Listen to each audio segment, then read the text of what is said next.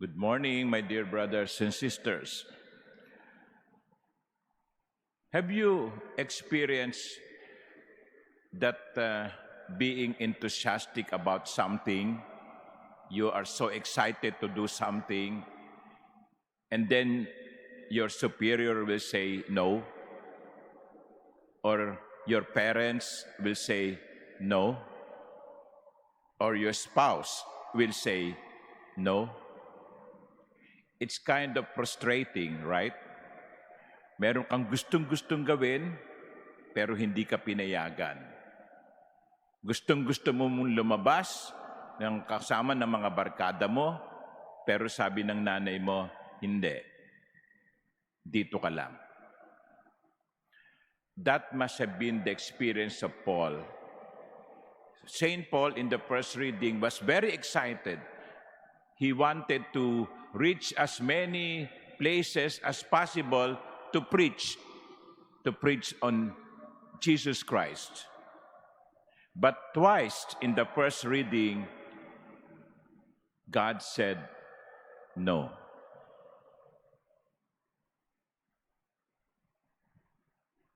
In the first instance, the Holy Spirit prevented Paul from doing what he wanted to do. And then, in the second instance, the Spirit of Jesus did not allow them.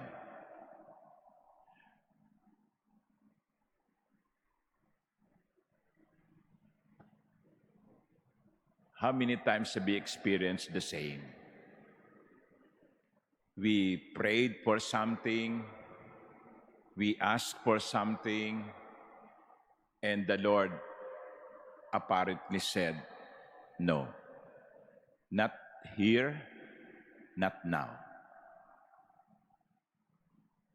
But the beauty is, when you continue reading the first reading and understanding it, you will see that yung palang hindi ng Panginoon ay merong inihahandang mas importante. Because towards the end of the first reading, there was an invitation, come over to Macedonia and help us.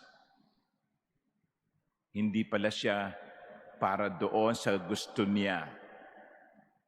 Siya'y inihahanda pala, si Pablo'y inihahanda ng Panginoon para sa iba. So, when God says no to our requests, when God says no to our prayers, let us not get frustrated, discouraged, or let us not stop praying. But rather say, Lord, anong gusto mo? Anong gusto mo para sa akin?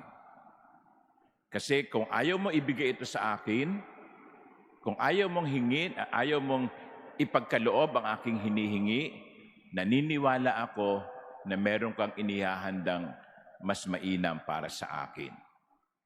I think that should be our prayer. When God does not answer our prayer according to our wish, let our prayer be, your will be done. Because almost always, God is preparing us for something else. The other reality of the first reading is this. God will not lay down the whole plan to us. Di ba? Hindi naman natin alam kung ano mangyayari bukas. Hindi naman natin alam kung ano mangyayari sa susunod na taon. Maganda sana kung sa simula't simula pa, sinabi na ng Panginoon, okay, ito ang aking plano from A to B. But that doesn't work that way. God does not lay down everything. God is just giving us glimpse, paisa-isa. Anong gusto niyang gawin natin? Magtiwala.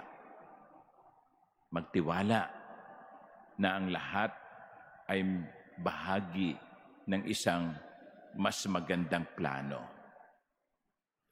When you want to build a house, you look for an architect, and the architect will, after some time, will show you the whole plan. Where is the bedroom? Where is the kitchen? Where is the living room? How many space? How many cars can be accommodated in the parking? And so on and so forth. Everything is laid down. That's why you can see, okay, maganda yan. Ayoko ng ganyan. Palitan mo yan. But God does not work that way. He does not lay down the plan. You just have to say yes to each episode, to each part. And that is trust. And so, my dear brothers and sisters, first, the grace that we ask today is grace of discernment. The ability to recognize the movement of the Holy Spirit in our lives. Saan ba ako dinadala ng Espiritu Santo? Ano ba yung gusto ng Diyos na gawin ko?